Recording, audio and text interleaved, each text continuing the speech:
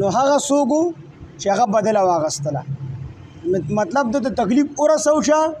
او د ورته هغه عمره تکلیف ورسو نو سړي باندې ظلم وشو او دا مظلوم را پاسېدو د ظالم نه خپله بدله واغسته خو برابر سرابر بالکل څومره تکلیف یې ته رسوي دومره تکلیف به ته ورسو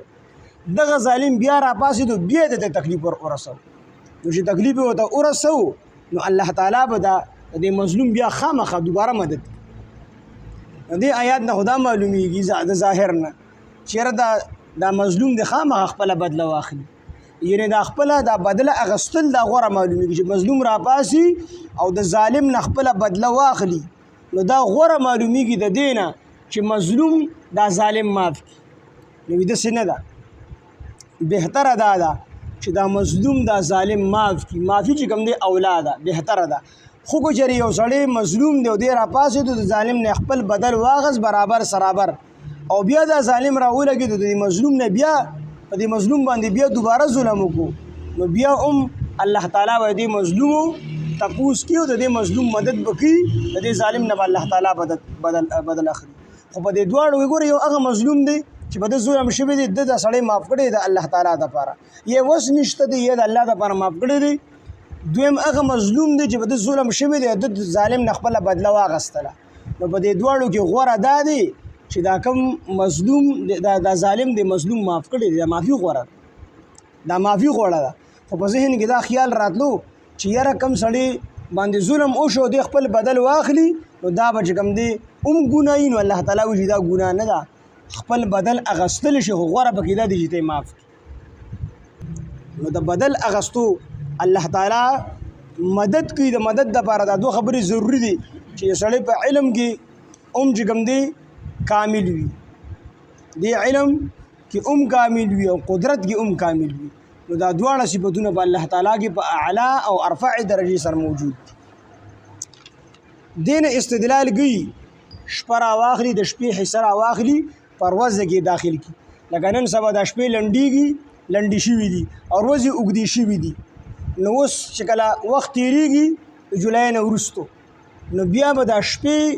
دا به اوږدېږي د ورځې حصه به رالي په دې شپه کې به ورداخلي داسې د شپه کې به ورداخلي نو الله تعالی به مدد کوي مهد لینصرنه الله خامخا به الله تعالی مدد کوي د دغه کس مدد به کوي نو وګوره الله تعالی چې په دې شپه بدلولو باندې قادر دی او الله تعالی دا شپه بدلولی شي د شپې څخه سره واخلي پروازه کې داخلولی شي نو الله په دې باندې قادر دی چې د دې مظلوم بدل واخلي او دې ظالم ته سزا ورکړي دې ظالم ته سزا ورکړي دې مظلوم مدد وکړي څنګه چې الله تعالی ګوره په دې شپه باندې قادر دی چې په دې باندې هیڅوک قادر نه دي خو د ټولې دنیا انسانان راغون شي نو دا شپه رالنډولی نشي کومه اوږده شپه چې دا رالنډولی نشي یا چې کوم دی ورځ اوږده ده دا رالنډولی نشي او الله تعالی کولی شي نو الله په دې قادر دی چې د دې مظلوم نه الله تعالی د دې ظالم نه د دې مظلوم بدل واخلي